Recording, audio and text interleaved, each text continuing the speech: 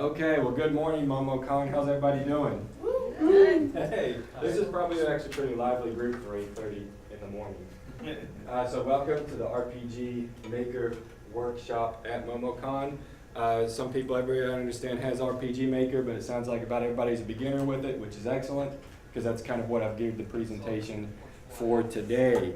My name is John Gale, and you can find me at my games website, johnsenseigames.com. I'm actually a Japanese language teacher from Nashville, and so that's sort of what inspires my game design, is I design games to help people learn their Japanese alphabet and things like that. So I've got the Hiragana Breaker, which you've got the cards for. That's on the App Store right now. We've got it down in the Indie Game Deck section. And my partner and I were working on a VR experience to help people learn Japanese. And you can come check out the mobile demo of that at the booth as well. And I'm actually more of a Unity engineer. I've had RPG Maker on my computer since about 2003, but it always really intimidated me, you know? I was like, oh God, what do you do with all this? And I never really did anything with it. And then when I finally started learning Unity, which is like, 3D hardcore game engine, and then I come back to RPG Maker, I'm like, oh my gosh, this is so easy. Like, why did I start with Unity, which is really hard? Like, RPG Maker is just so simple. And I wanted to do this to help people learn the engine a little bit. I'm part of the Nashville Game Developers group also. I understand you have here in Atlanta a similar type group, so I encourage you guys to definitely be joining meetup groups and things for game designers and joining game jams also. And one of our points for this RPG Maker workshop specifically, we did this before the Global Game Jam this year. Did anybody participate in the Global Game Jam? It's January every year, so definitely keep an eye out for it and go. And we did this workshop the first time, January 14th, just before the game jam. And people came to this workshop, did the hour-and-a-half lesson, then came to the game jam and actually made a game by the end of the weekend. So that's what I hope to be able to empower you guys with today. If you've got questions, just stop me, and I want to get the information you want. So a little bit about RPG Maker. I'm not going to go too elaborate into it. It's really great game engine for making 2D top-down games that don't have a lot of physics to them. And they're really great for game jams, like I talked about. There's other game jams throughout the year besides the Global Game Jam, and you could take it. This is my go-to game jam engine. I've made a couple games that you can play on my website, a yoga instructional app using RPG Maker, and also just a generic one called To the Sky. And people have made some legitimate critically acclaimed games with them. Anybody heard of To the Moon out there on Steam? You've been playing it? I haven't played it yet. Haven't played it? Yeah, it's a really good narrative-driven game. Or One Shot is a puzzle game out there on Steam. Both of these were made with RPG Maker. Does anybody else have any favorite games they know have been made with RPG Maker that's out there? So the point is, people do make legitimate games with this engine. So what I want to do in today's workshop is use all the default assets, all the default artwork that comes out of the box with RPG Maker, and we're going to make one sort of isolated overworld map, maybe an island, maybe a desert, just sort of one map, no big continents or planets or anything like that. On that map, we're going to have one town and a building in the town. Then we're also going to have some sort of dungeon. And in the dungeon is going to be a boss fight, and after the boss fight, you get the treasure that then ends the game. That's how you beat the game. So we're not going to go a whole lot into cutscenes or really elaborate scripting.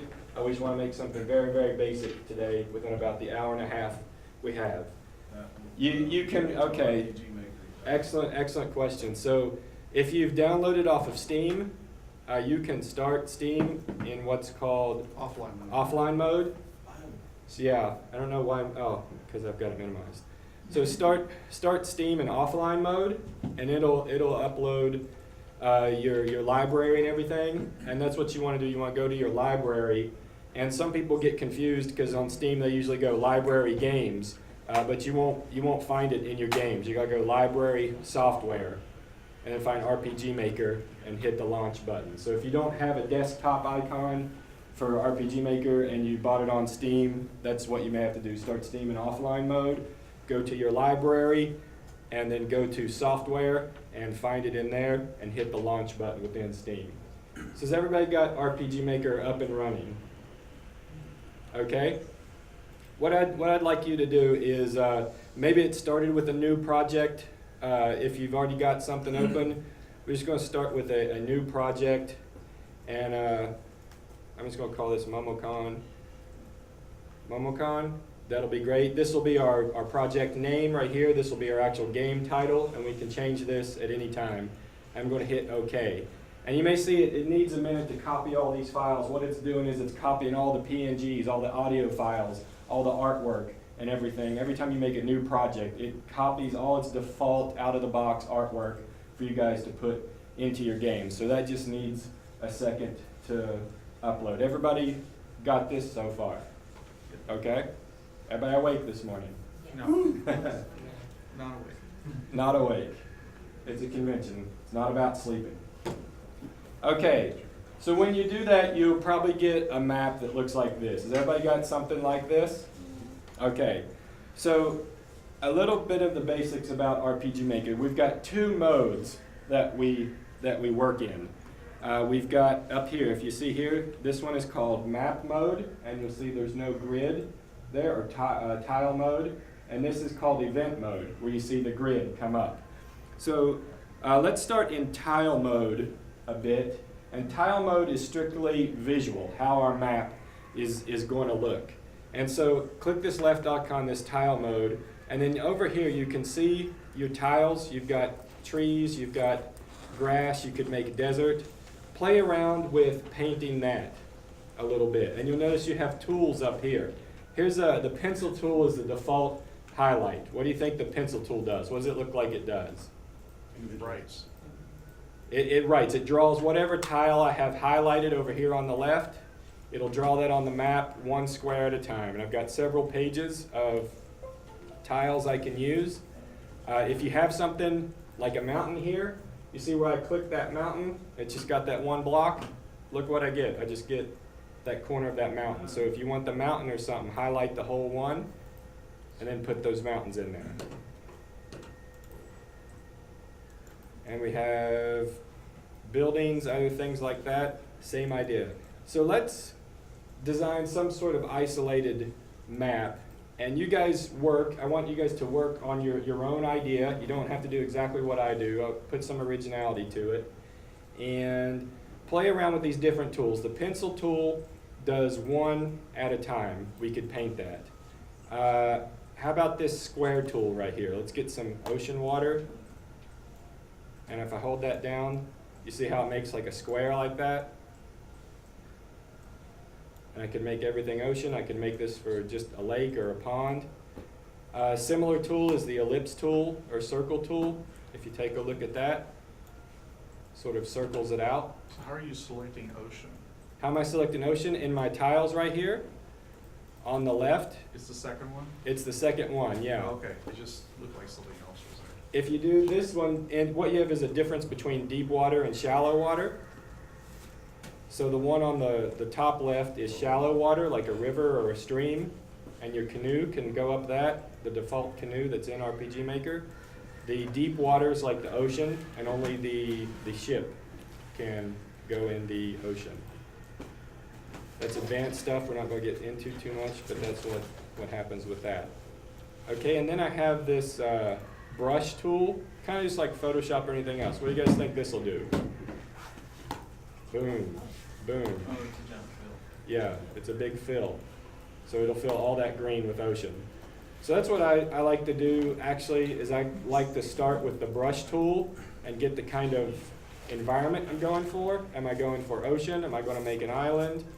Then I would have all this ocean. If I'm going to make a desert, then I would start with the brush tool and just make a desert with one click, put all my sand down. Maybe this rocky wasteland terrain, or back to grass. Give it one click. What I'm going to do, I think I'm going to do grass and kind of a forest.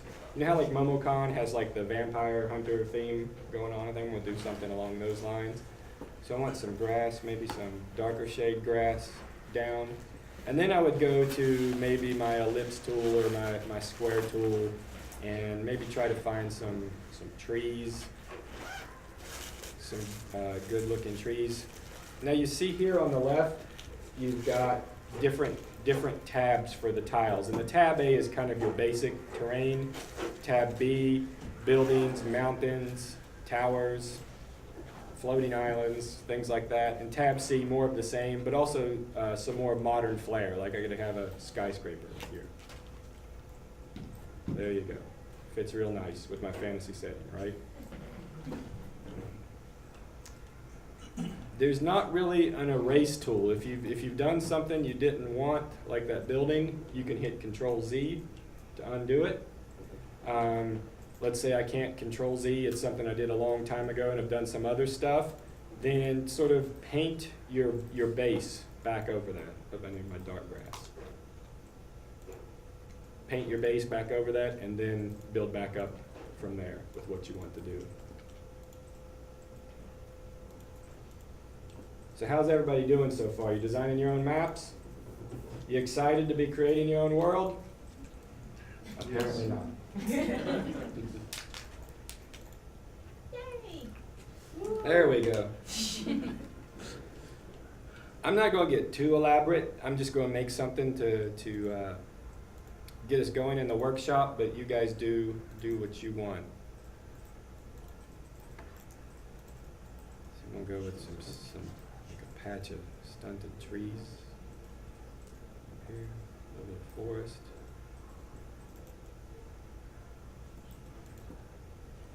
Some big mountains over in the corner. What I'm kind of thinking I want for my map is I want like a little foresty town somewhere over here, and maybe I want like an abandoned, here we go, like an abandoned castle, an abandoned mansion. That's going to be my dungeon. So this is kind of what we're going for, just a little bit of dressing. We want one town and one dungeon.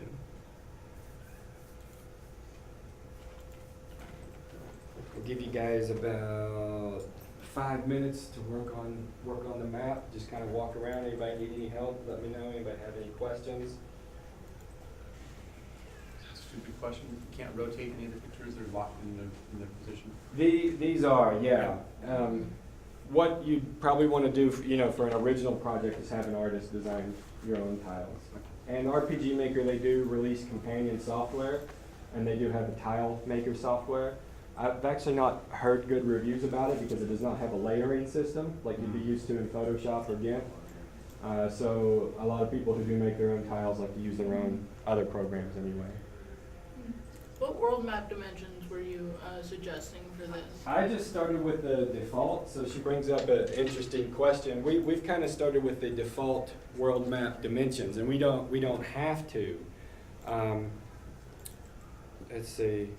If everybody would just follow along with me. What I'm going to do is on my mouse, I'm going to hold down my control button on Windows or Command on a Mac, and the wheel on my mouse, I'm going to zoom it in and out, and I can zoom that map in and out, or I can hit the plus minus buttons if you don't have a mouse with a wheel.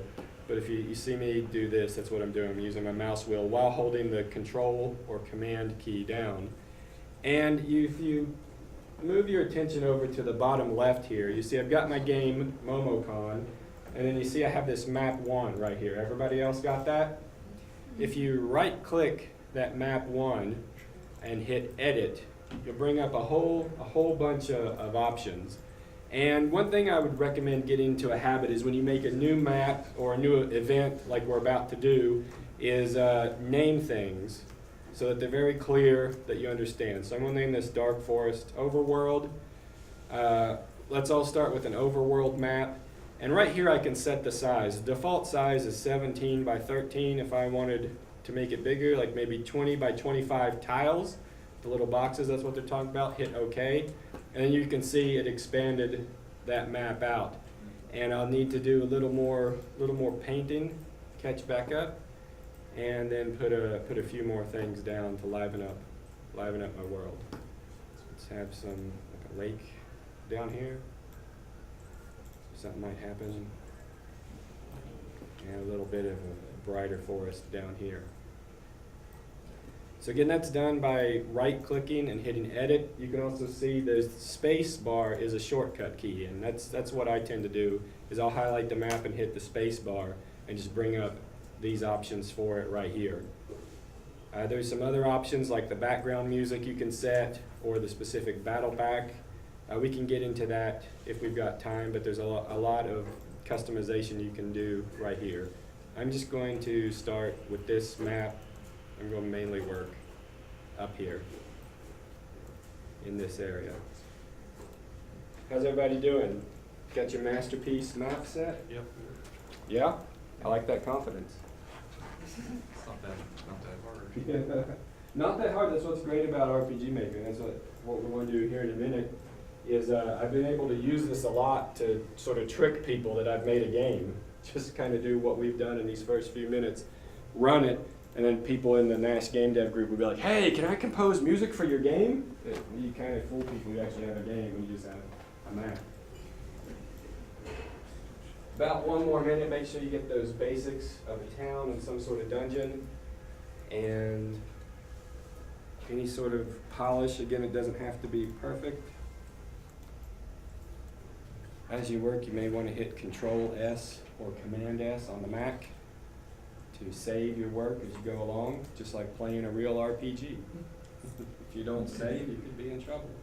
Every 3 steps.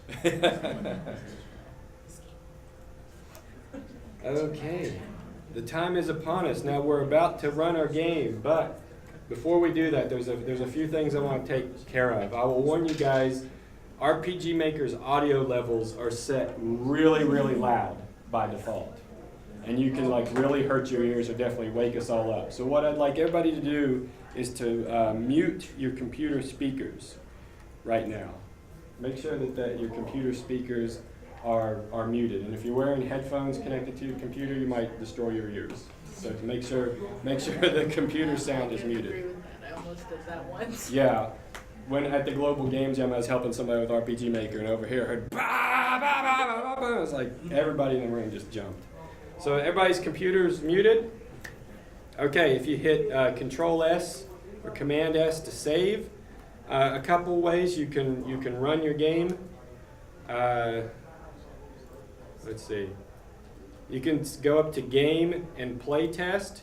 The keyboard shortcut is Control R or Command R on the Mac for run the program. That's what I typically like to do. I just like to hit Control R and run the game. Now you guys see this powered by RPG Maker. We're going to get rid of that here in a second. But okay, everybody's at this menu, right? Or at some sort of start menu. Getting there. Get in there? Okay. Okay, everybody there? And your computers are muted?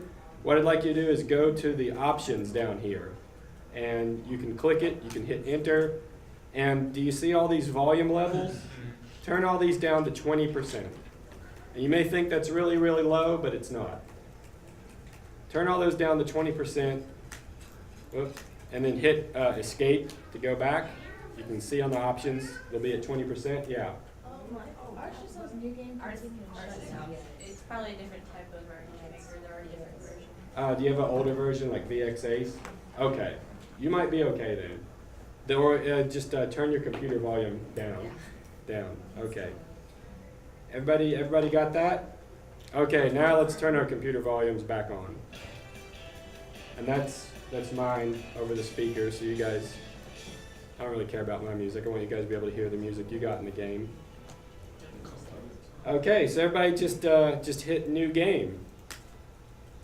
New game, and check it out. We've got a game, all right, woohoo! Thanks for coming, enjoy the con. So now you can actually walk around your map. And this is what I'm talking about. You can fool people into thinking you have an actual game, because it kind of looks like you do. Use the arrow keys to control the character. We don't have anything to interact with yet. You notice when I step on the town, nothing happens. If you hit the escape key, that'll open up the menu, and you can see your characters. And you see you have all the default equipment and everything like that. So you can't walk on water. Can't walk on water by default. That's a problem. We could make it that way if we wanted to later. Okay, because I kind of blocked the way of the town. Well, you can build a bridge. Well, yeah, I know. What Yeah. I'm just saying is that I figured that they just, might have to wade across, might have to Oh. deal with the water in their own way, You could also set a vehicle, a ship or a canoe. use a piece of equipment. Is there a Yeah. difference between the shallow water and the deep water? There is. Can you do that? I'm going to show you a little bit about vehicles. This is kind of out of the scope of what we're doing today, but just to answer your question, I'm going to open something called the database, and you can see I've already got it right here. You've got like a canoe type boat and a ship and an airship default built into it. And this canoe boat will go on the shallow water and the ship will go on the deep water. Okay, so I just X'd out of the game that I was working on. And now what we'd like to do, let me see, we've got our map, we've got our overworld, we've got our icons, we've gone through the tools. Hey, we're already on page 2 of the outline.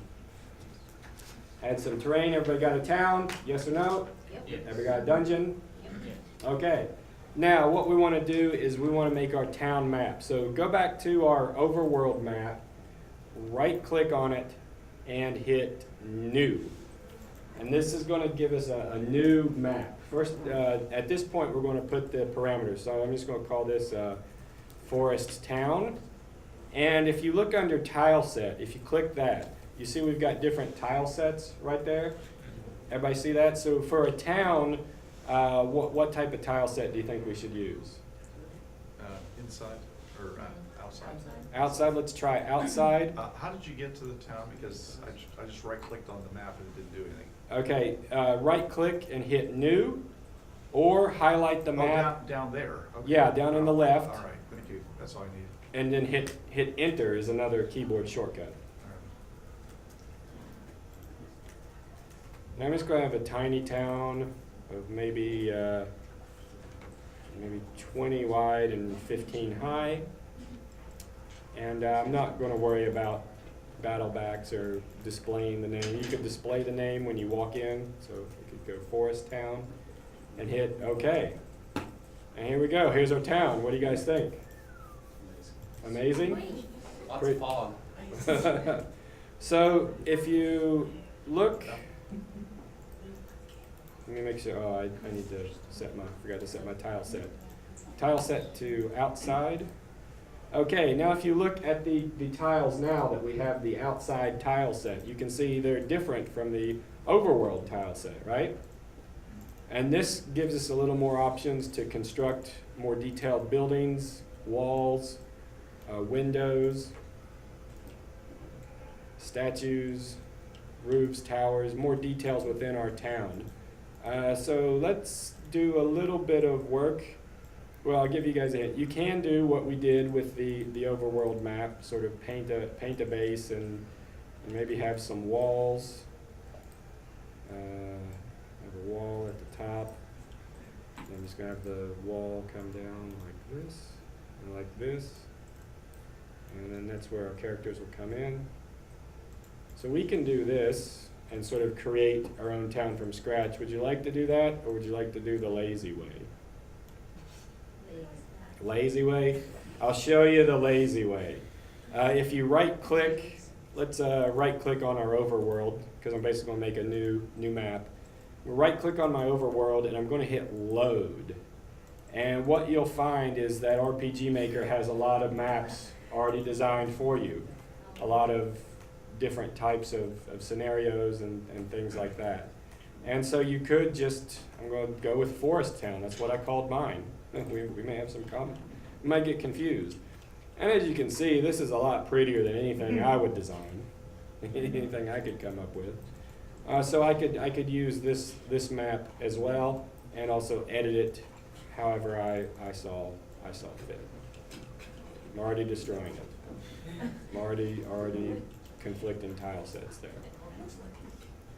So up to you guys which you would like to do. Which would you prefer, the fun way or the lazy way? So let's go back to fun way. Fun way? We know lazy way now, so we can get to it later on. Yeah, you can do lazy way later on. So I'm going to edit this and call this My Forest Okay, so within our town, let's have at least one building. Give about 5-7 minutes or so to design a building. Need some walls for my building. Kind of want a foresty. Let me see what this building looks like. Yeah, I don't like that. That's more like a platform.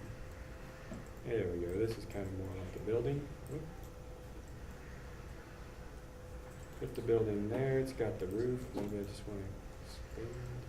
What happens if you change the width and height after you start editing? After you start editing, I'll do that right now. It'll add some more of those blank spaces. What if you make it smaller? And if you make it smaller, it cuts away. Just erases them? Yeah. Okay. So if I make it smaller, Does it erase them from the bottom right? Or from? let's see. I do believe. Yeah. Cutting off from the bottom right there. And if I try to go back, what I had created before was gone, so it destroys it. Destroys. Different shades of grass. Oh, that's interesting. See, I definitely give You that can a overlay some of the tiles. play around. Oop.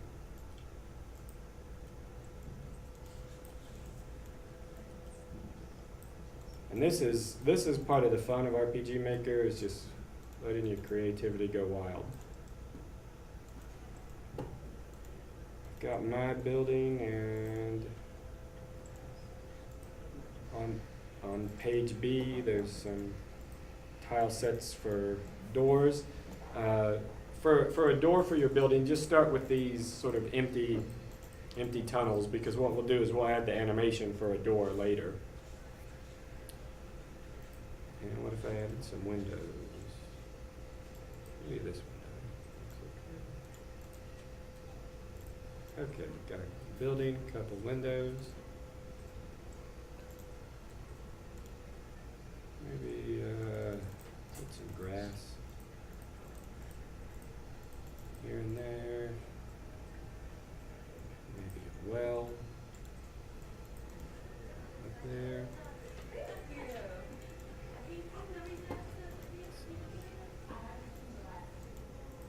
One tree in town.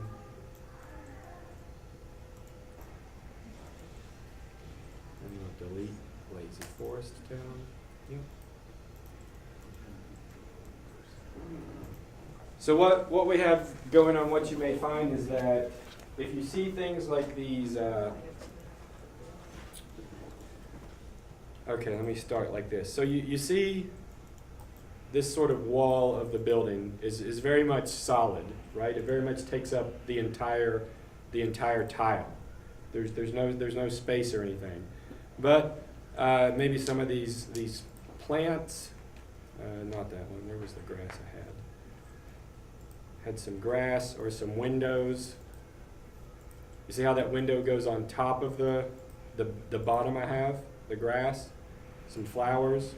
So it's not deleting over, and you can tell that because you see these PNGs, these tiles, you see how they have that little gray and white space under them? That's an indicator that that's going to go on top of a tile. So if you've got something you put down like that you don't like right there, I put that flower on the wall of my building, that looks pretty stupid. What I'm going to need to do is paint back over that with the base of what I wanted. Paint back over that with the base. Which tile did you use to color your ground? To color my what? Your ground. My ground. Yeah, I just have the checkerboard. I used to have the checkerboard. I picked, I think, this grass, and I did the brush tool, like I was talking about. I am using the wrong thing. Ah, Yeah, this brush fill tool. yeah, I got you. Yeah, and it'll just sort of fill in everything within that sphere. Okay, the hour is upon us. Everybody happy with your town? Happy with Happy Town? Okay. Let's just take a second to what do I have next? Let's why I write this down, so I don't have to think. Okay, now let's make the inside of our building. So how do we make a new map? Right click. Okay, right click, but which of these are we going to right click on, do you think? Yeah, Forest Town. I'm going to right click this. I'm going to get lazy. I'm going to load. Do they have like an item shop? Yeah. I'm going to load the item shop. Because I told you I'm a lazy man. And I'd never design anything that good. Now do you see what's happening here in this, what I'm going to call now the hierarchy? The map hierarchy? How would you describe what's going on here? You walk into the building, Uh-huh. you walk into the town, and then you walk into the building, and it pulls up the item shop. Right, it's a hierarchy. You can see, I can even hit this minus to close my town. I can hit plus to open it. My town has the item shop underneath its hierarchy. The overworld has the forest town within it. So this is a good way to keep your maps organized, is to make sure you're following a hierarchy of what falls under each map. Okay, so there's my item shop. Do you guys want to design your own buildings, item shops, inns, whatever, or do you want to use the lazy method? Lazy? We'll take 3 minutes to design the inside of the building. I'm not worrying about NPCs or anything yet, just making it look aesthetically nice.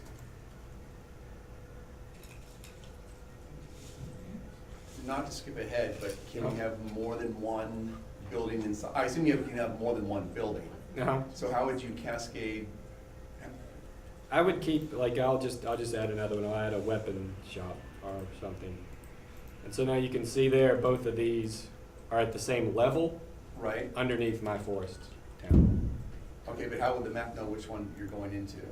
We're going to get to that. Okay. Like the next No step. problem. Yeah. Sorry. What type of towns did you guys build?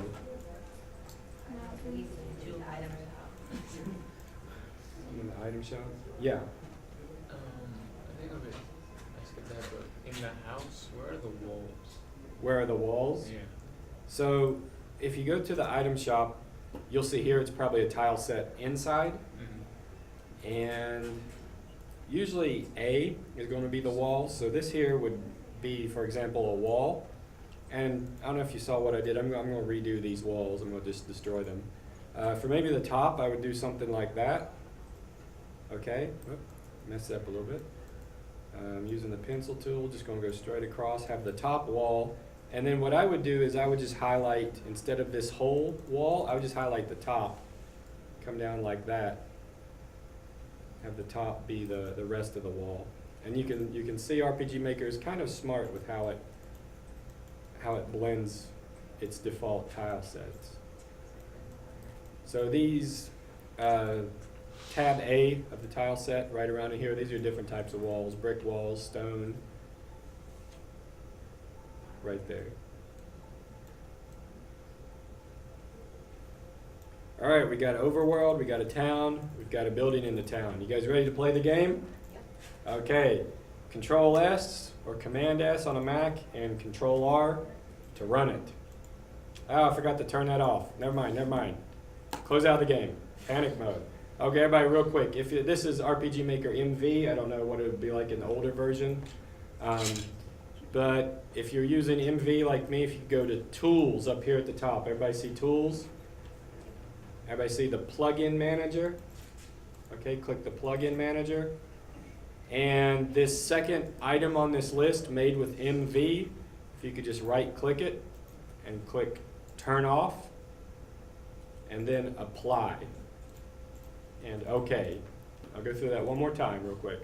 Tools, Plugin Manager, the second one, made with MV, right-click, turn it off, apply, OK. And now when I do Control S, Control R to run the game, I don't have that made with RPG Maker splash screen that takes about 2 seconds. So that'll save me 2 seconds each time I test my game, and those 2 seconds add up to minutes and hours as you work on a project. Okay, everybody good? Let's play our game. New game. You want to go to town? Let's go to town. Oh, what happened? We don't have a boundary. We don't have to spend that. Yeah, we don't have any way to tell RPG Maker to go into these maps. So that's going back to his question earlier. That's what we're going to do now. We're going to come out of tile mode now that we've designed things, and we're going to go into event mode. So that's this icon right here at the top. Looks like a little chess piece on the tile, event mode.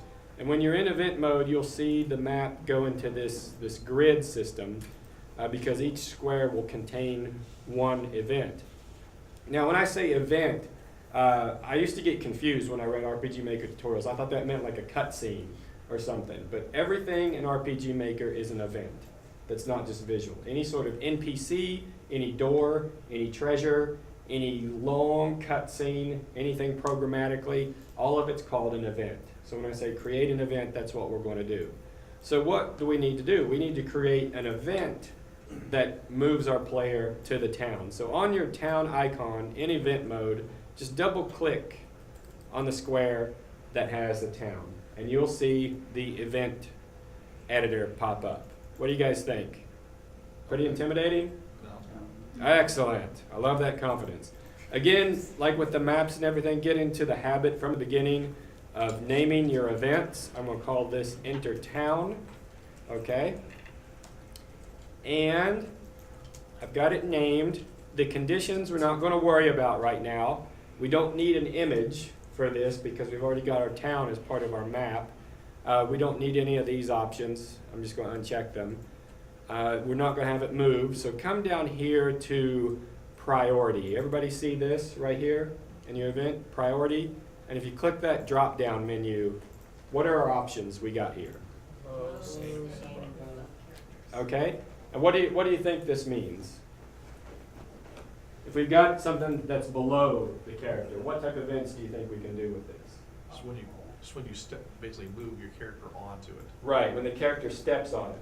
So we could use this to enter our town. We could use this for a switch in a dungeon or something like that. Okay? If it's the same as a character, what do you think happens? Here's my event, and I'm my character, and I come up. Yeah, I'm going to collide with it, for one thing, because it's the same level. What could I use for this? What type of event could I use for this? Mountains and forests. Well, Run across the or no. we can do that a lot with our tiles. Our tiles have walls and mountains and stuff that we would collide with.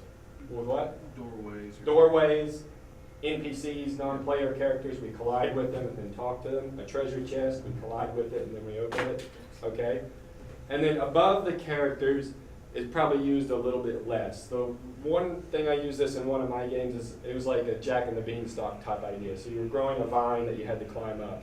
And if the character walked under the vine, it was because the event for that vine growing was above the character. So it looked like she walked under the vine. A lot of types of things, you may have scripts or events that do something automatically. Give the character gold, reduce some health or something like that. Something that the character doesn't necessarily interact with that happens automatically. And you may put that event above the character just to get it out of the way, just so that there's no mess up or bugs or anything. So we want to enter the town. So which of these options do we want? Below characters, right. And then if I could direct your attention to the next drop-down menu, the trigger. So let's talk about these on the trigger. What's our first one? Okay, what do you think this means? Yeah, you have to actually hit on your keyboard, it'll be the enter key by default. So what would we use this for? To interact with NPCs. NPCs? Searches and chests. Treasure chests, searching, that type of thing. Switches. Switches, yeah, if we wanted to hit a switch on the wall, which RPG Maker has. Okay, how about player touch? What happens there? And you touch them. As soon as the character comes in contact. Yeah, as soon as the character comes in contact with it. Event touch is a little more complicated when another event, maybe an NPC and an NPC collide with each other, or the NPC touches the player. Auto run will be something like your cutscene. And we may do a couple of those later. Parallel is the most complicated, and it could also freeze things up if you don't do it right, so we're not going to worry about them. But what a lot of people use parallel for is to track the X and Y position. If you think of an X and Y grid as your map, they'll track the X and Y position of the character, and it's like if the character comes to Y15, X12, do something. That's a parallel event. And those, like I said, get a little more complicated. So we're not going to worry about them. So for our event of entering town, what do you think we need to do? Player touch. Player touch, yeah. So below the characters, player touch. That's what we want to enter our town. And now we're going to start scripting. We're going to start programming. Woohoo! RPG Maker is so very, very simple. Do you guys see here in the contents window the black diamond right here? Okay, what you do is you just double click on the black diamond.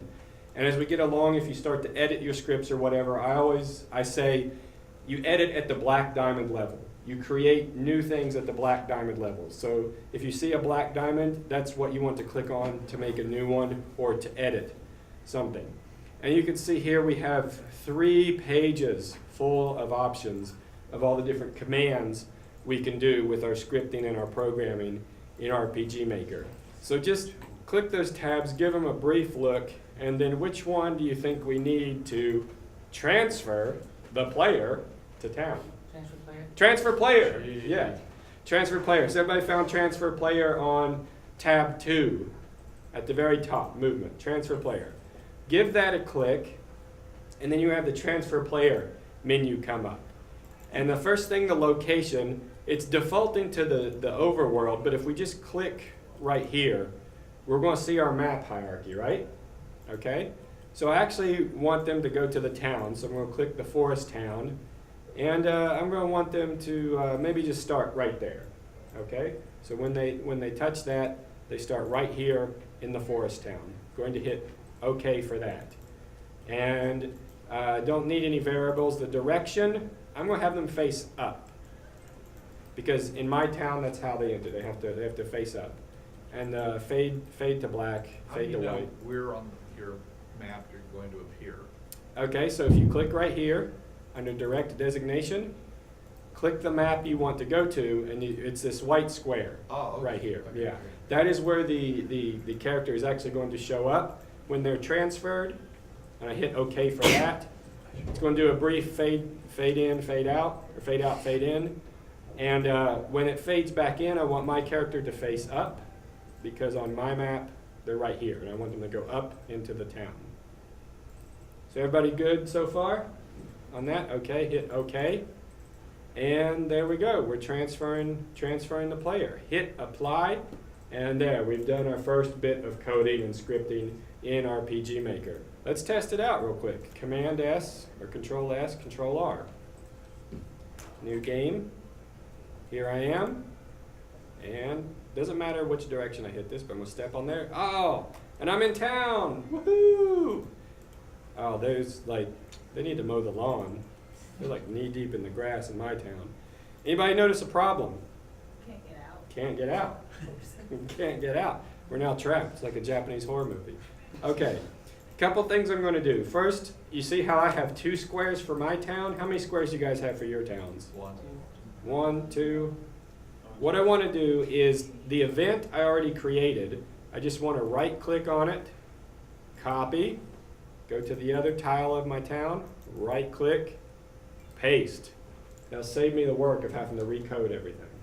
And because it's basically doing the exact same function of enter town. Okay? Now let's go to the town and let's solve this problem that I can't get out. What do I need to do? Make a code to take you from that map to the overworld. Right. So what I'm going to do is just right here, I'm going to right click how I did. The exact same, this is going to be exit town.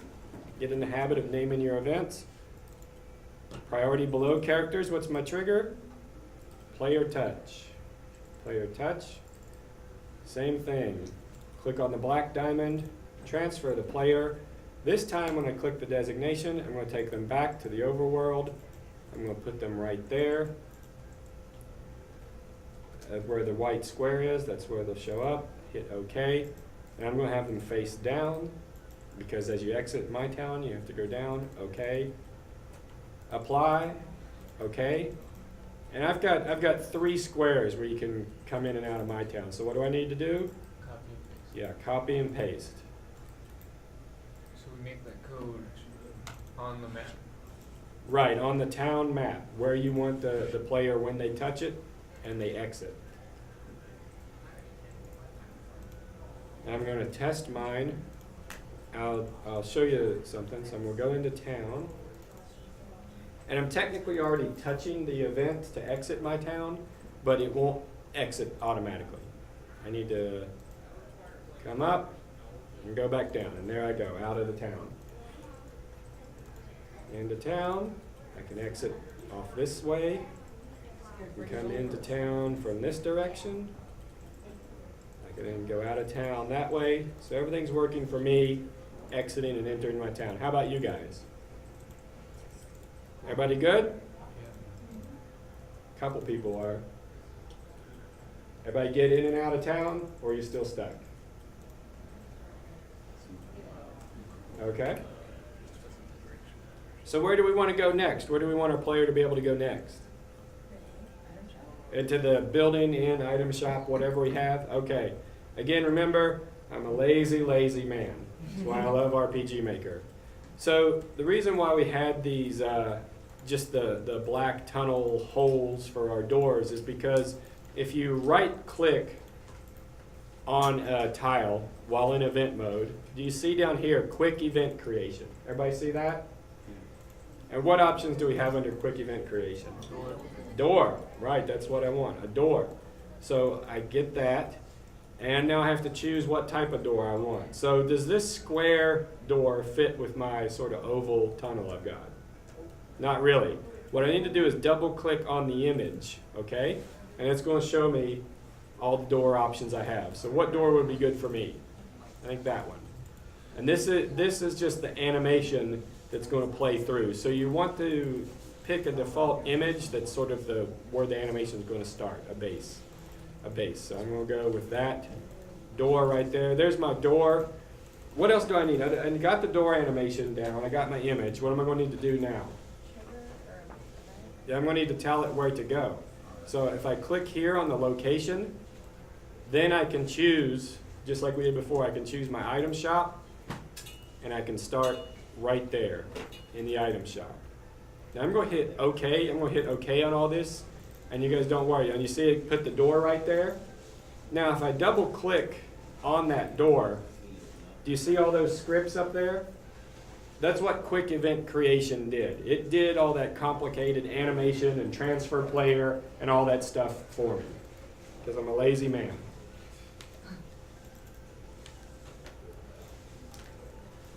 So the quick event, I can just call it door to item shop. Apply. There I go. I know what my door is now. Now we should have already learned our lesson with the town. What's going to happen when I go in the item shop? I won't be able to leave. I'd have to buy something. So what do we need to do to solve that problem? Events is right here where I want them to exit. Double click. Exit item shop. Don't need any of this. We've done this. Below the characters. Player touch. Even with this, we can do the quick event too. Yeah. You know what? I like that idea. I'm going to cancel this. She's got an excellent point. Right click, quick event creation, transfer. Transfer to where? Back outside the item shop. Okay. Direction, down, boom. I like that because we're getting even lazier and lazier as we go along. So everybody good so far? I'm going to test mine real quick. I can go to town. And go to the item shop. Look around the item shop. Get out of it. And get back out of town. Okay. So I'm good to go. If you guys are ready for the next step, tell me what you think we need. Either a hotspot to interact with or an NPC. An NPC. I like that idea. Like in our item shop or our inn. Okay. Do we want to use some of the default NPCs that come with RPG Maker? Or do we want to design our own? We can Okay, we'll start using the default one, and if we have time later on, we can get into designing original characters.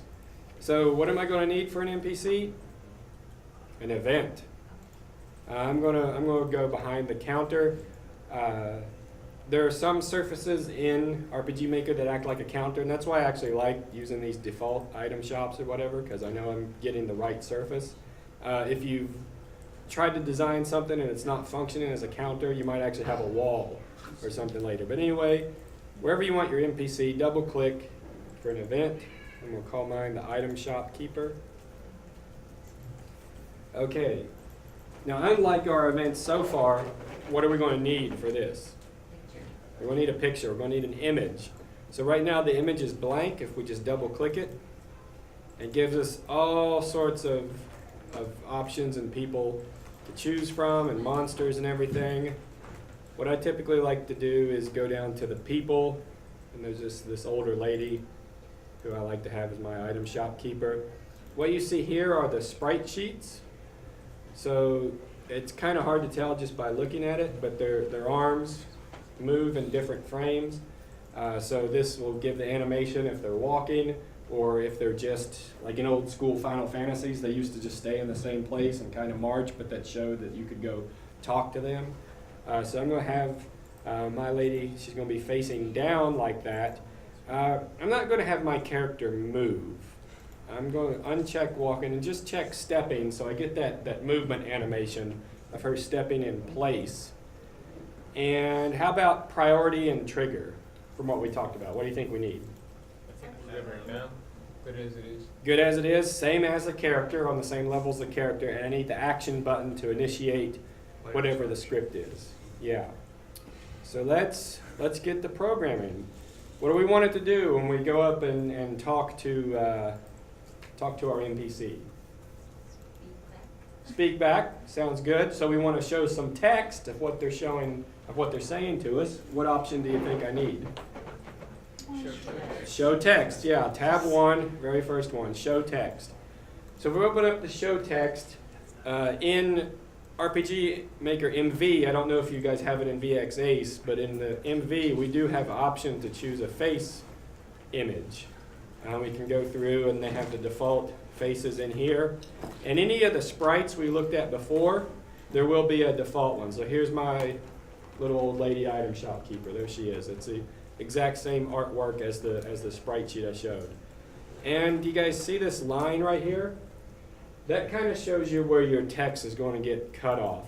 So I wanted to say, welcome to the item shop. How has your Momocon been on a scale of 1 to 10? Okay, so if I test this out, and one thing I can do is for some really easy testing, and we'll go into my item shop. Remember, what type of man am I? A lazy one. I'm going to go in the item shop. I'm going to right click on a square and I'm going to say set starting position player. Okay?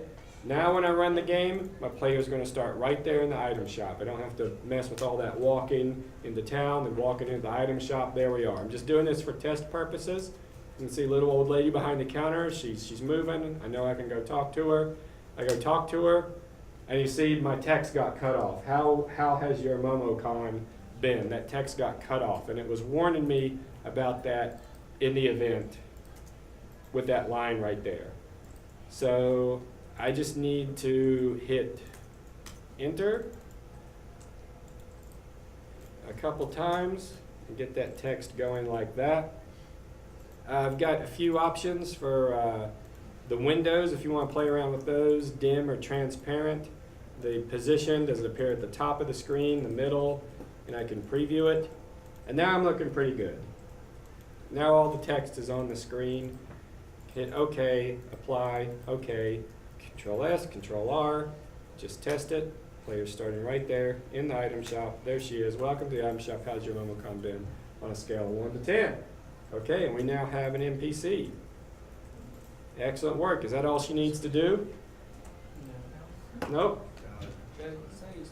Need to sell you stuff. Okay, let's go back to our NPC And so after this text is run, let's go back. Do you see that blank black diamond down there?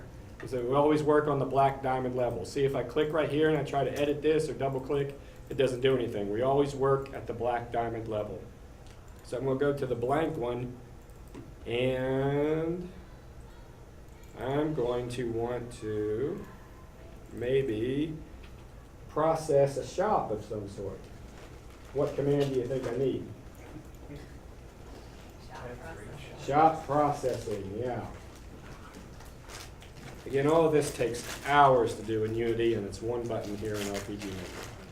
Shop processing, tab 3, second option down, shop processing. And here we can choose our merchandise, and just double click a blank line. And we've got items, weapons, armor. RPG Maker has a lot of this stuff by default built in. It has the 4 items, a handful of weapons, and a handful of armors. And the standard price is the default price they've set. So if I just hit OK on this potion, that's RPG Maker's default of 50 gold is what that potion is going to cost me.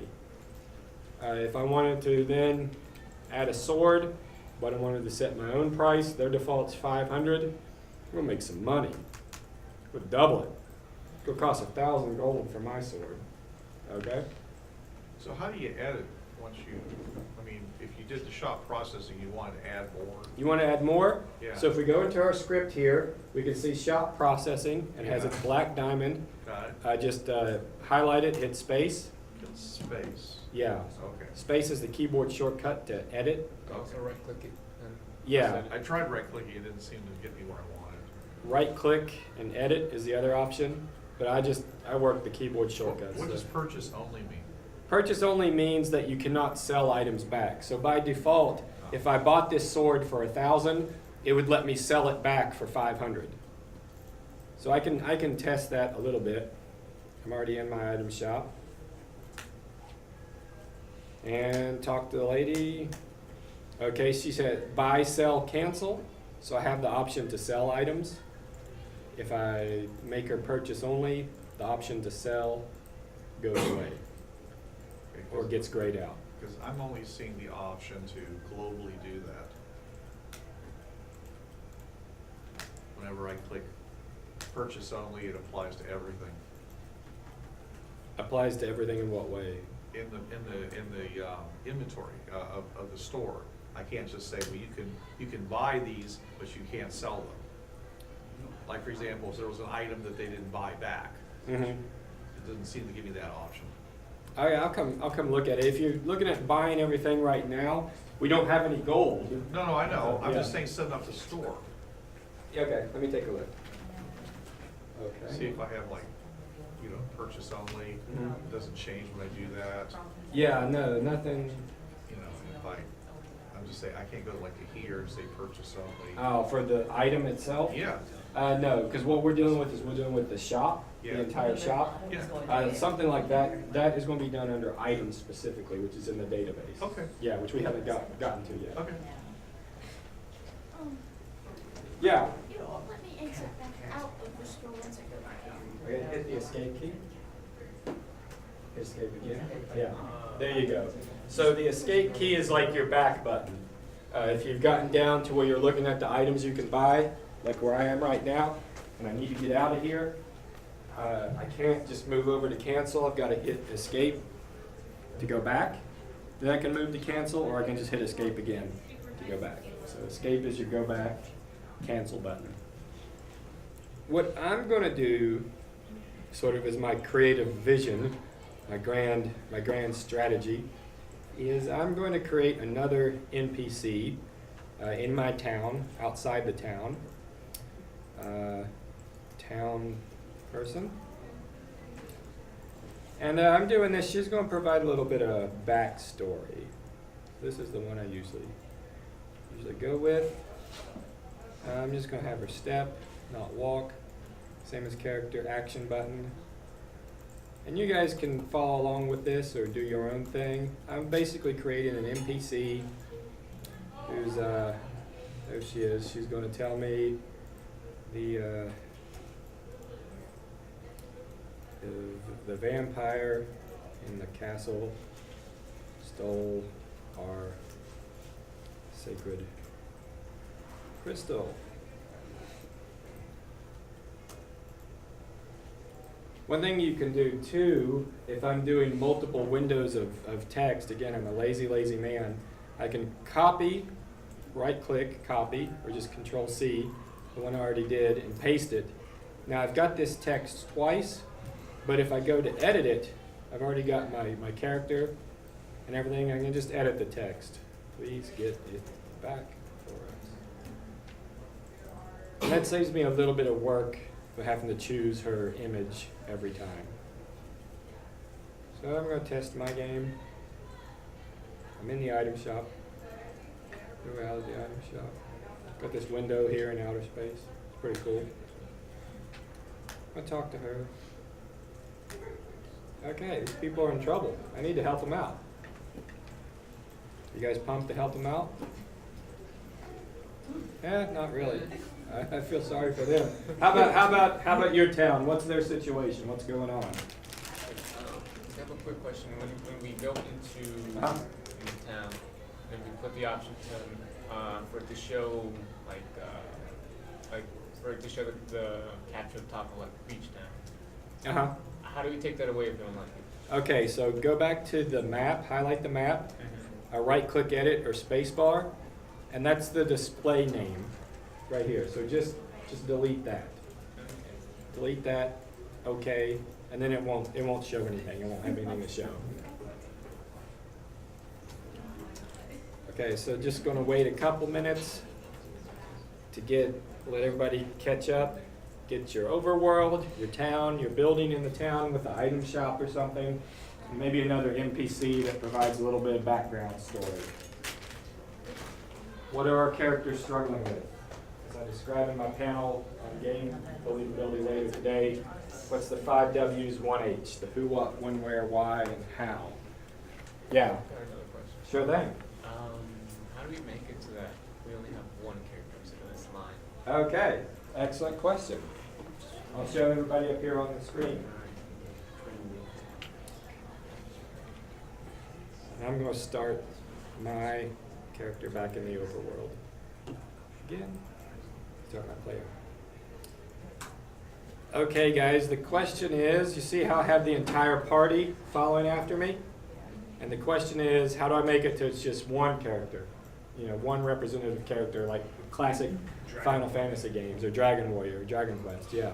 So we haven't got to this yet, but if you look along the top at all these buttons, if you see the gears, that's something called the database, which controls a lot of things going on. But mine defaulted to this tab called System. So within the database, find the System tab, and you have some basic options right here, and Show Player Followers is the default. And if you uncheck that, uncheck Show Player Followers, then you get just the one representative character for the whole party. The followers go away. Okay, so when I went into the database, which of the tabs on the left are you choosing? The System. System. Oh, there it is. Okay. And at the top on the right side under Options, Yeah. Show Player Followers, check or uncheck.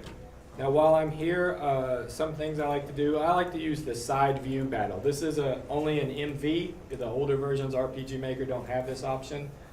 RPG Maker by default in the battle defaults to old school Dragon Quest, where it's just the enemy on the screen. I personally like the original Final Fantasy style where the characters are on the side of the screen, so I just like to have that box checked. I like the side view battle. Does it always keep the extra characters, or, because I know that unticking that followers, Those characters are still in the party. They're still in the party, yeah. So it's never, so if you wanted to have a battle with just one character. If you want to have a battle with just one character, I'll prove the point. So I hit escape when I'm on a map, and that opens my menu. And I can see I've got all 4 of my characters there. If I wanted a game with just one player, I would go back to the system, and do you see starting party right here? Oh, I can just delete these guys one at a time. Gotcha. Or I could click one of these blanks, and add characters back. And yeah, we won't get into custom character creation today, but you know, I could have tons and tons of characters and choose who my starting party is or who's my party at any one point, anything like that. Okay? Other questions? Yeah. When we're messing with our actors, Uh-huh. if we change a character, there's no, there's the same face character, but there's no same battle. Okay, so let me see. In the database, you're hearing actors. Yeah. And if we change that, and we change the character, Uh-huh. there's no, like if we go down like 3, we pick one of those. Actor 3. But there's no same actor for battle. There's only a few options. So I think there are these ones down at the bottom. Look at like 8, 7.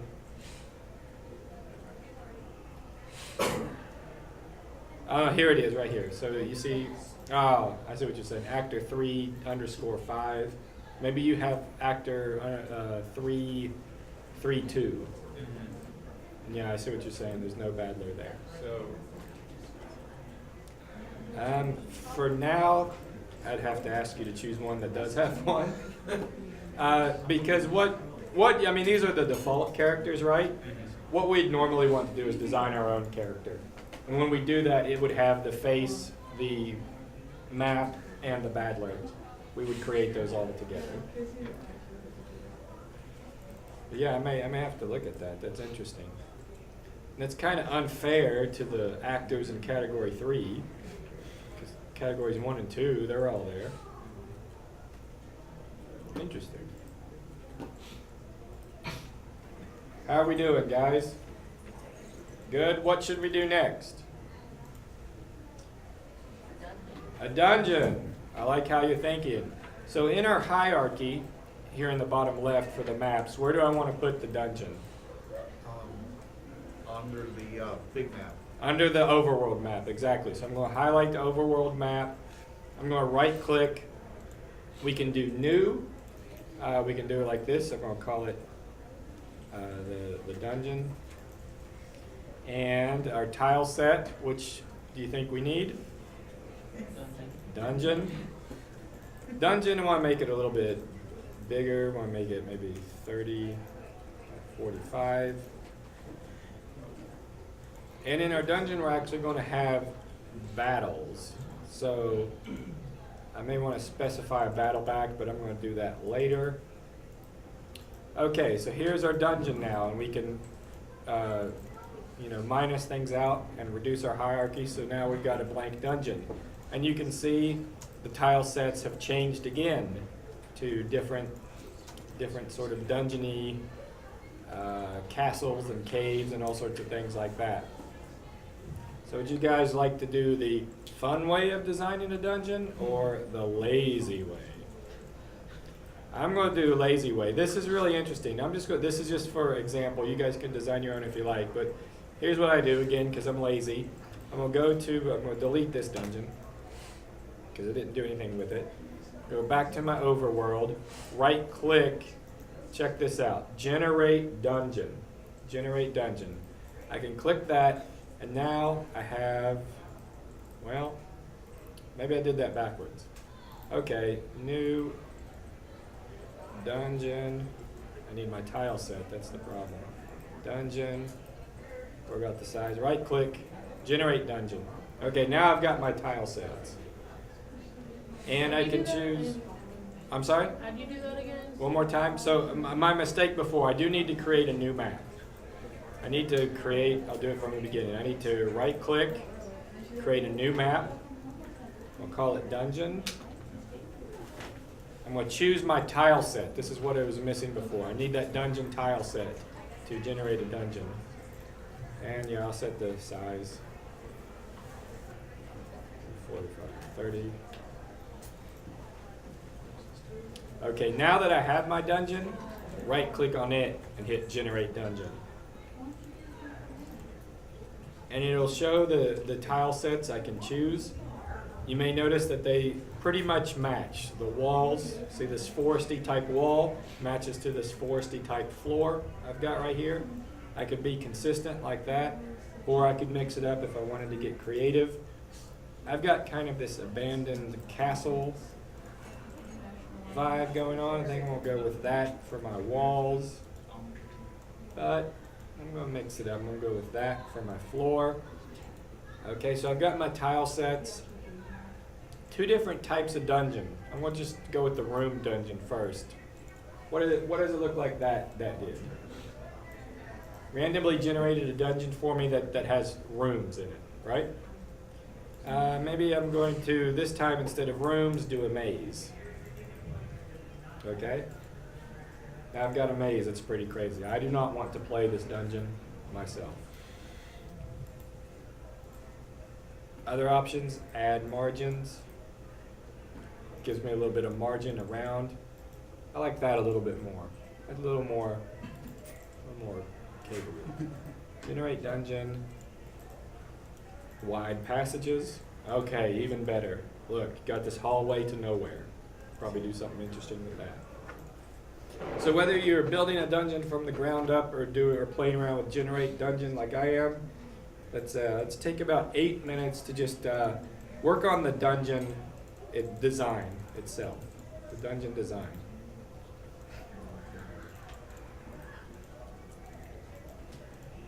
You know what? Actually, I kind of like this.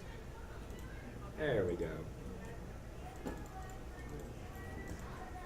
Now, if you do the generate dungeon option, you may notice a problem. What's the problem you notice with generate dungeon? There's no entrance, there's no exit. We'll create a bit of an entrance right there. And the dungeon also doesn't really give you any decorations or anything, so I'll create some of those myself. Maybe when you walk in, have these old crumbled pillars. I'm gonna have it so you have to walk around this way, fight the boss over here. I want there to be like a treasure behind my boss. I'm gonna put some of these walls down.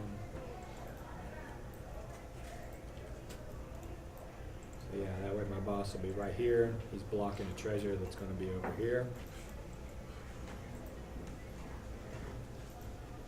What stuff are you guys putting in your dungeons?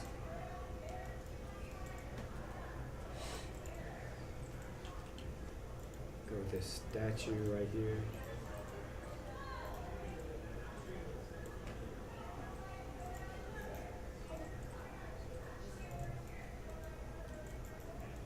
Maybe have some vines growing on the walls.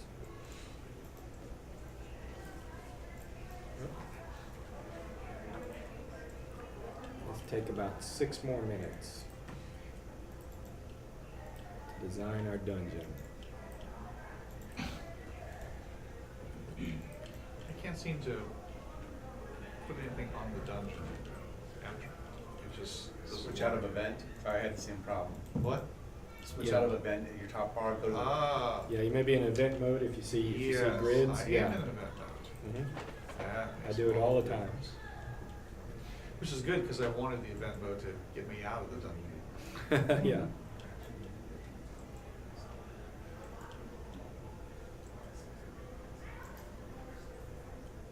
Yeah, that you bring back some point just as part of our design is have the skills you need to create an event to go in and out of the dungeon.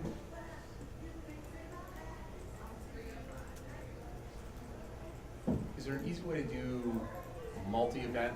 I might have missed it, where you can maybe highlight 5 blocks and say all of them are to exit or enter the dungeon? Or is it just always individual copy paste? Let's try it.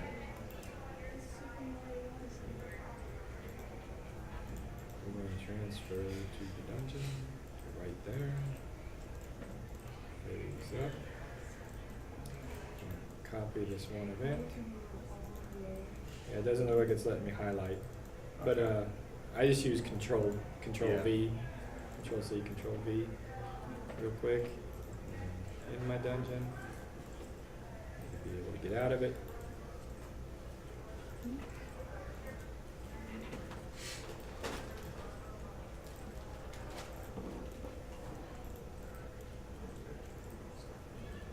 Down.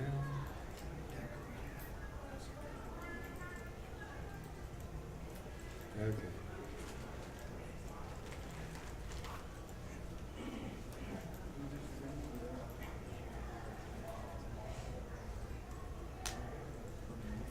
I'm going to test just to make sure I can get in and out of the dungeon. Okay, I can get in and out of town. I'm good. Again, I'm not going to spend a lot of time making my magnum opus.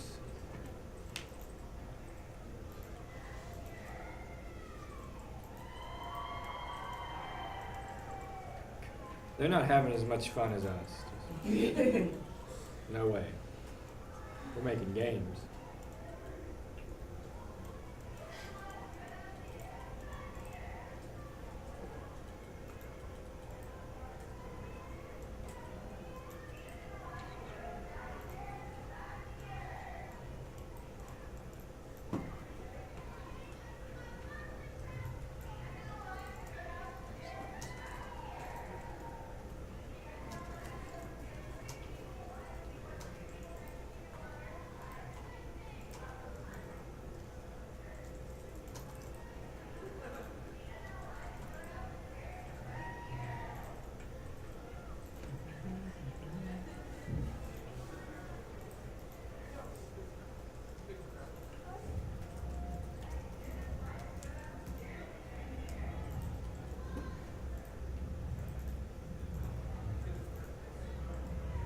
About one more minute on the dungeons.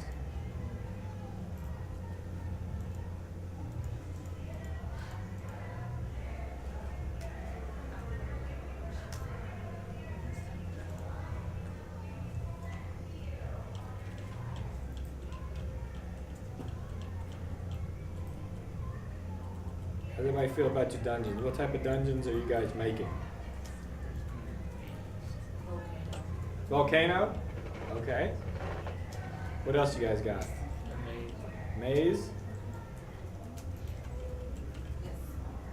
Do we have any treasure chests that we could put in? We're going to do a treasure chest to like end the game. So just like with the door, it'll be a quick event creation. Do we have like a little chest like image? Yeah, yeah. If you want to make that, again, if you right click, quick event creation, treasure.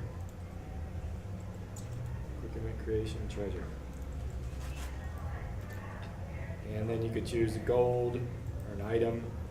I still need to create our item, so I'll just do a potion for now. And if you do that and then double click again, you'll see it does all that animation and everything for you. Call it treasure. That saves us a lot of the work having to design the animation and what item we're going to choose and all that. If you've got your dungeon created, what do you think we need in our dungeon? Monsters, yeah. Let's go into the database, which is the gears on the top of the screen. Let's go into the database. Looking on the left side, what do you think we'll need for monsters in our dungeon? Maybe enemies in our dungeon. What tab do we need in the database? Enemies, right. Do you notice what's directly below enemies?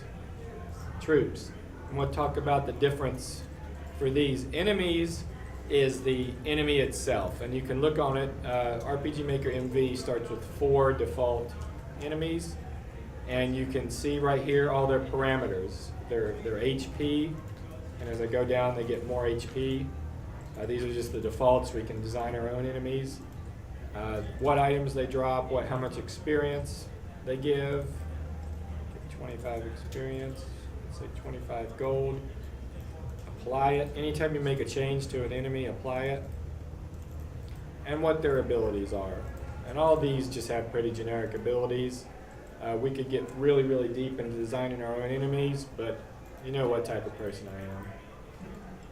I'm just going to go with bats in my dungeon. And the enemy, this information controls, again, all the parameters, but what the player actually encounters in the dungeon is what's called the troops, So I have this bat ×2 as a default troop. This is what my players are actually going to encounter. And here within the troop menu, what I like to do is I like to move them around.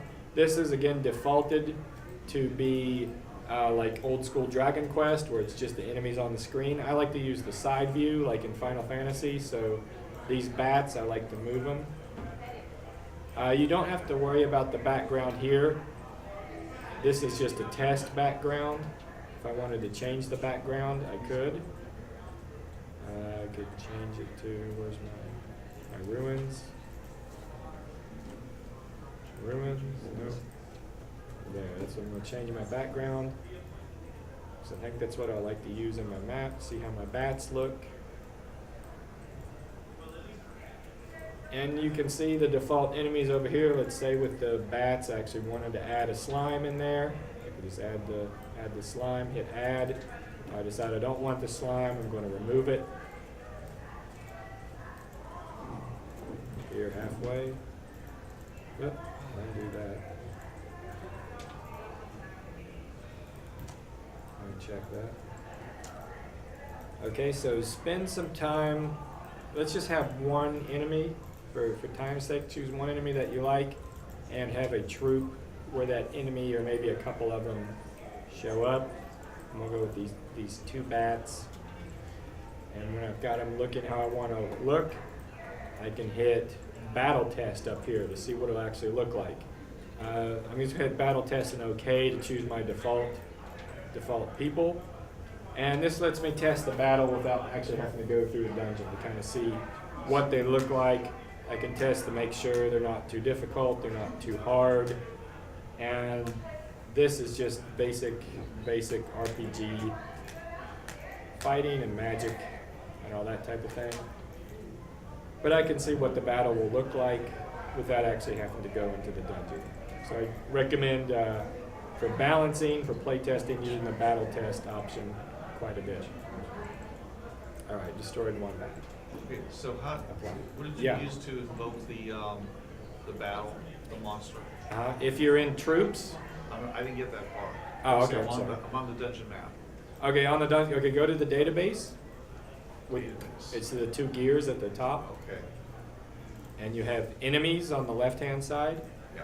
and that's where you set their parameters, like their HP, how much experience, how much gold. Those are the sort of the basics you want to set. And then directly below enemies is troops, and the troops is what the player actually encounters in a battle. And you can add or remove, you can create different types of troops. I could create a troop that's, a new troop that's one of each type of enemy. I'm just gonna go with two bats, and can click the image and move them around on the screen, get them where I need them to be. And then when I want to test it out, see how it looks, hit battle test. When you hit battle test, it gives you all these options to choose which characters you're battle testing with. I'm just using the defaults, so I'm just going to hit OK. And then I've got my battle going on. I can see if these are too weak, too difficult, before I actually go and try to play the dungeon.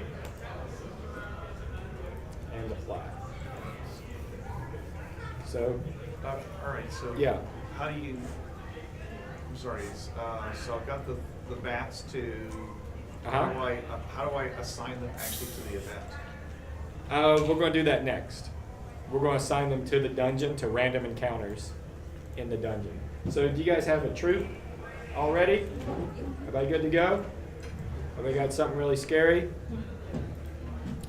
Okay, if you have your troop, let's exit out of the database. Go to our dungeon, highlight our dungeon in the map hierarchy, right click and edit, or just hit the space bar. And do you see over on the right hand side encounters? Everybody see this? Just click a blank line under encounters and choose the troop that you want. In my case it's bat. Don't worry about the weight for right now. This is if we had multiple enemies, which one's going to appear more. And I want them to appear on the entire map. We're not going to get into regions today. I just want these to appear on the entire map. Okay, so right there in my encounters, I can encounter the troop of bat ×2 on the entire map. Now if you look right here this is encounter steps. This is an average of how many steps the player will take before they hit that encounter. So I have this at 30. It's not exactly 30. It'll be 27, 32, 30, you know, it'll bounce around about how many steps within a range before they run into an encounter. So if you want lots more battles, I can cut this in half, 15. If I think they're getting into too many battles, it's getting away with my gameplay, I might double it to 60. My dungeon's not very big, so I'm going to just start with 20 steps for an encounter. And I'm going to, right here, specify the battle back. This is what I want it to look like when my players get into battle. So the ones I like, you have all sorts of options here. Find something that's consistent with the art design of your dungeon. I like these ruins. I like Ruins 1 and Ruins 2, kind of that old castle I have going on. So that'll be my battle back I have, so that when any time I encounter them, that's what the background will look like. If you'd like music in your dungeon, turn my volume up a little bit. Autoplay background music. Click right here. Got some dungeon music. It's not scary.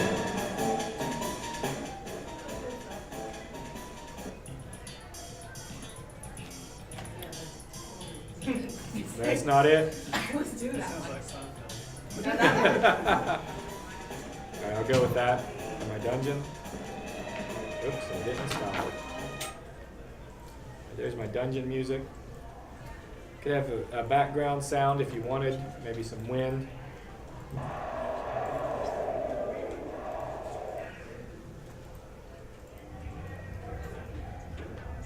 And when you're ready, play test the game. See what it's like, see if you can get into an encounter. Okay, that wind's a little too loud.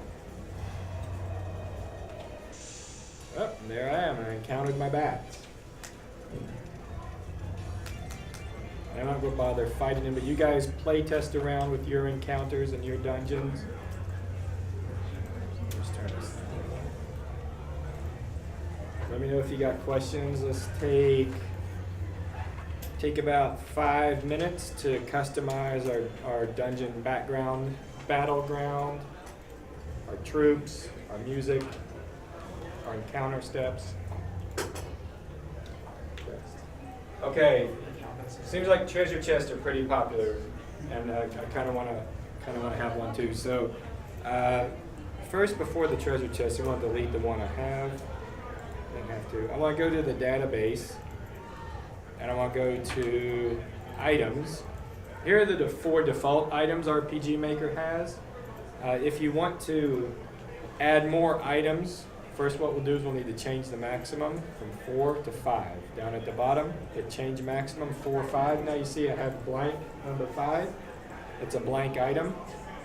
I'm going to call my blank number 5 item Sacred Crystal, because that was part of my story. So that's the name. Icon. I'm just going to choose something really quick. Well, it looks all sacred and crystal-y. Yeah, this thing will do. Good enough. Crystal. Crystal stolen from the town. For me, this is not a regular item. This is a key item, part of the story. It's not consumable. No value. No scope. None. Occasion. On the menu screen. I don't need any of that, so apply. Okay, so I just made a new item real quick, if you followed along with that, or if you wanted gold or other things in your treasure chest. To do the treasure chest, what you need to do is right-click, be in event mode, so you see the grid, event mode, right-click, go down to Quick Event Creation, and Treasure. Just like with our door, that takes care of a lot of the hard work for me. Now I can choose a different type of image for my treasure chest if I wanted to. I want to choose one that's closed by default, and it'll play through the opening animation when I open it. And for mine, you could do gold. You can set how much gold you get. I'm going to do the item and choose the sacred crystal I just made and hit OK. And there's my treasure chest. And if I double click that event again, I can see all that complicated script I didn't have to do. It did it all for me. The animation, the text, sacred crystal was found. The sound effects, it gives me all of that by default without me having to choose each and every thing. So that is the easy and recommended way to create the treasure chest. Is everybody good on that? Everybody got your treasure chest? No. Nope. You always start before I have my eyes on the screen, and I never see how you get there. One more time, I'll create another treasure chest over here. Okay, I'm gonna be in event mode. Okay, event mode. I'm gonna right click on the square, quick event creation, treasure. Okay, now I can click this image, choose what kind of treasure chest I'd like, and then I can choose what you get from it. I'm gonna get 1,000 gold out of this one. And then just hit OK. And RPG Maker does the rest. So how do you keep it from appearing in the store? In the, If this is like an item you don't want to appear in the store, yeah, you want to be like an item that only appears once in the game. right. So what I've done here is under items in the database, I've gone to I'll start over. The database, click the gears, Yeah, go to the items tab. I created a new item, I did too. okay, sacred crystal. Right. And I set the item type to key item. I did that. Okay, my understanding is you cannot sell key items. Okay. A regular item you could, and we could test that. All right. That's. I can go Forest And Town do we need any changes on the invocation?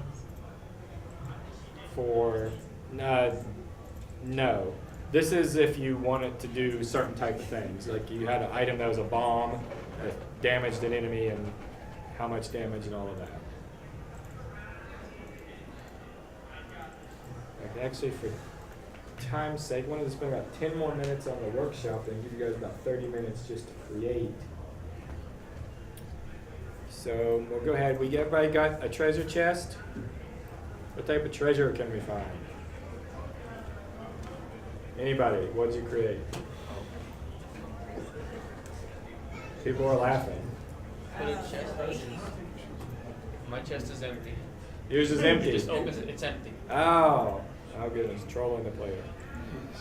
Okay, so what do we need to kind of finish off our game? Boss. Okay, how do you actually get the treasure? Do you just bump into it?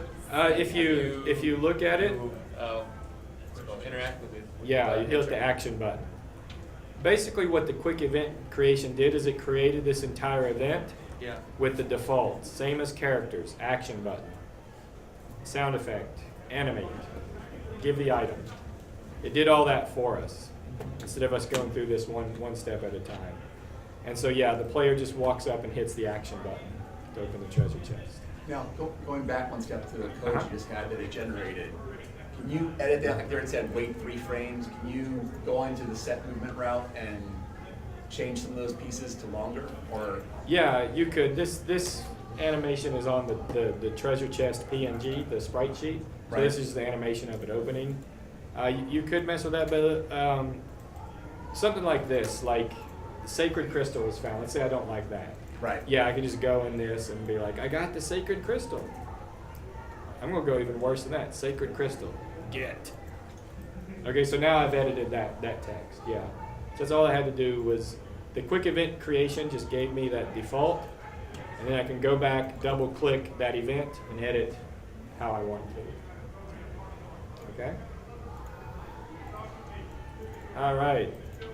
I am kind of in the mood for a boss fight. Let's see if we can create a boss fight in about 9 minutes.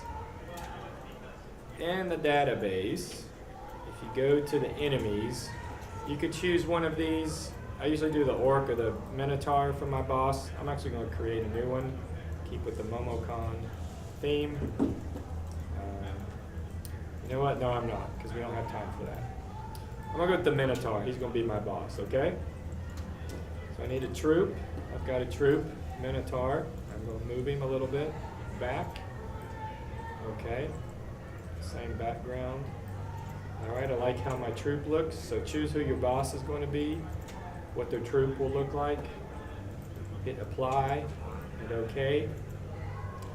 And then what I'm going to do is I'm going to be in event mode. I'm going to double click where I want my boss to be. And I'm going to call it boss. I'm going to choose my image down here. And you can see you have sort of the monsters down here if you wanted to use one of these. There's the Minotaur right there. We'll use him. I'm going to have him be stepping. He's going to be same as characters. Action button. Okay, so there's my event. That's what it's going to look like. Time to do some scripting. Now, when I hit the action button at this NPC, I think I'm going to want to process a battle. So which command do you think I need? Battle processing, yeah. Under, it's tab 3, the top one, battle processing, click that. And then you'll choose what troop it is you want to encounter. I want the Minotaur. He's going to be my boss. Because it's the boss, I'm going to leave these unchecked. Can escape and can lose. This is like if you wanted to be able to still escape the boss if it were too difficult, or maybe within the story the boss is going to win and you don't want that to trigger a game over, so you can click this can lose, and that would let you lose to the boss as part of the story. But I'm going to uncheck both of those because I don't want my players to escape and I want them to be able to lose and have a game over. Okay. Is that good enough just to start the battle right off? Do we want any dialogue or anything like that? Yeah? I'm going to do that. So here's something we haven't gotten to yet. I've already got battle process and command, but I want to put dialogue above this. What I do is I actually double click this one and choose a new command. Show text. Find the Minotaur. There he is.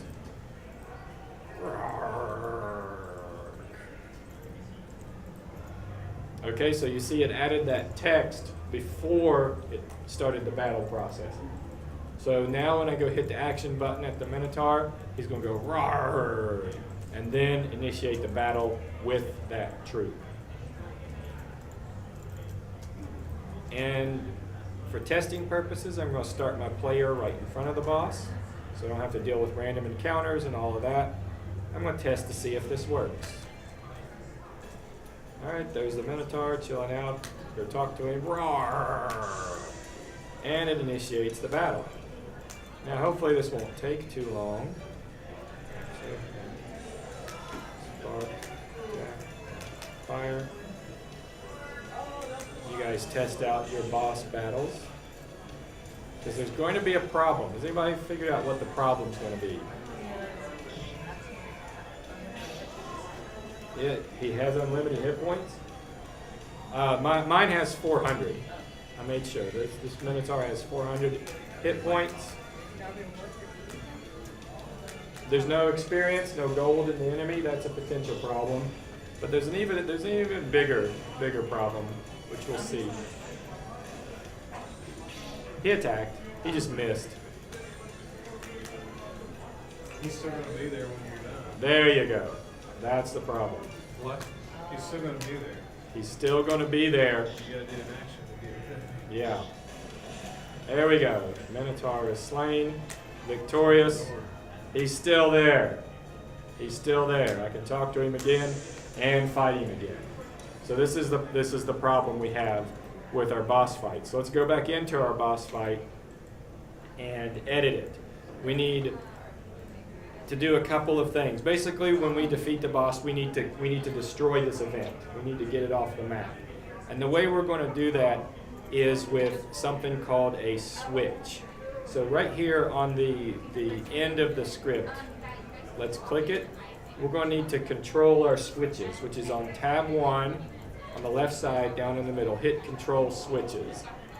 A switch is exactly what it sounds like, on, off, true or false. So when we choose a switch, click here. We first need to create a switch. I'm going to choose number 1. I'm just going to call it, I'm going to give it a name, Thought Boss. Make sure you name things. So I name my switch Thought Boss, apply, okay. Wait, how do you change his name? I'll do it one more time. Okay, let me delete that. Okay. Double click, control switches, click the switch, and now I have a list of these 20 switches, and you can add more if you need to. I'm going to choose number 1, and down here under name, Oh, okay, thank you. yeah, under name, I thought the boss. Name that so I know what it means, okay? And my operation is I'm going to turn it on. I'm going to make it true, okay? So going through this script, when we talk to the Minotaur, he's going to say "rawr." We're going to have the battle, and we're going to turn on a switch that I called I fought the boss, okay? We still haven't solved the problem. He's still going to be there. All we did was turn on the switch. We didn't do anything with it.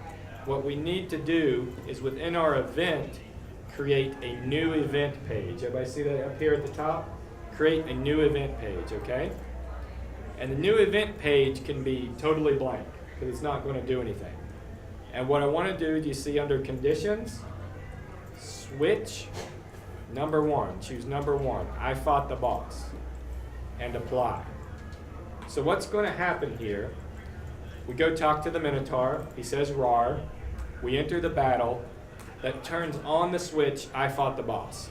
When the boss battle ends, this switch is now on, which means it goes to page 2, says, hey, I fought the boss is on, do nothing. Have no image. Below characters, I'm going to do player touch, it doesn't matter. There's nothing, this is going to do nothing. And that's essentially the same thing as destroying that Minotaur character. So now when I do my boss fight, Okay, how do you go back to the He'll be control the- switches once you've created it? once you've created them, Yeah, well, yeah, you can just, I'm on it, you're right there. How did Uh-huh. you get to this thing where you're now making changes? okay, you can, just right where we are, you can edit this one. Oh, edit. Yeah, space bar if you highlight it. It just says single fought boss, yeah. Yeah, so click this, I fought the boss, and that'll bring that list back up, Yeah. and you can create number 2. Oh, okay. This is number 2 switch. Apply. The switch doesn't do anything in and of itself. These are just labels for it. I fought the boss. This is number 2 switch. I can choose what switch I want there. Turn it on or off. We can turn this on. Okay. So again, it screams at you. Boss fight. Turn the switch on. After the boss fight ends, you'll come back and do page 2, which if the switch I fought boss is on, then do nothing. And that will destroy that Minotaur from the map. Okay. So I got it saying fought boss Uh-huh. 1, and then you're adding another one? Yeah, did you add a new event page up here at I the top? I did. Okay, go to that page, page 2. How do I go to page 2? Do you see here on the left, I've got 1, 2, 1 and 2? Oh, okay. Yeah, go to page 2. All right. And now under your conditions, check switch, and then choose I fought boss switch. And Okay. just leave the rest of it blank. Leave the image blank, leave the scripting blank, and this basically means it'll do nothing. So when I fought the boss switch is on, this event where my Minotaur is does nothing. Has no image, nothing. Everybody caught up? If you're caught up, test it out. Put your player's starting position right in front of your boss. And run your game. Go through your boss fight.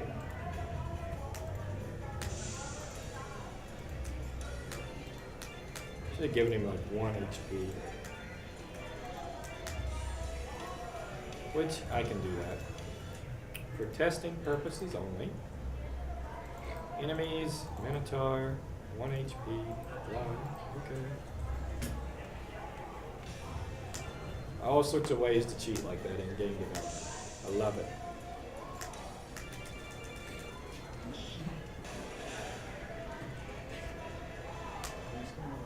And he's gone. He's gone. Because now I fought boss switch is on. If I fought boss switch is on, that event does nothing. It disappears. No image, no colliding with the characters, no scripting, it's out of the way. And I got the sacred treasure. I got the sacred treasure.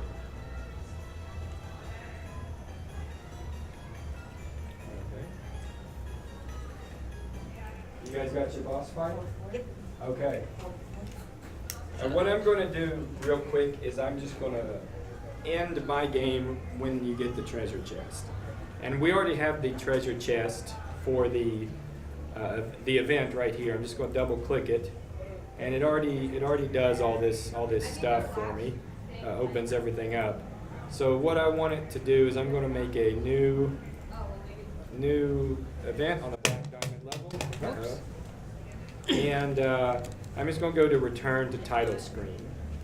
Okay. Sacred treasure get, return to title screen. Look at me cheat like this. I'm going to set the starting position of my player right in front of the treasure chest. Don't even have to fight the boss. Got the treasure chest. Sacred crystal get. And it takes me back to the start menu where I can start the game over. So it's typically how I end my So game how did you projects. make that end the game? How did I make that in the game? Yeah. Just going to my treasure chest, Yeah. making a new line, Oh, return title screen. return to title screen. Okay. Yeah, that's all I did.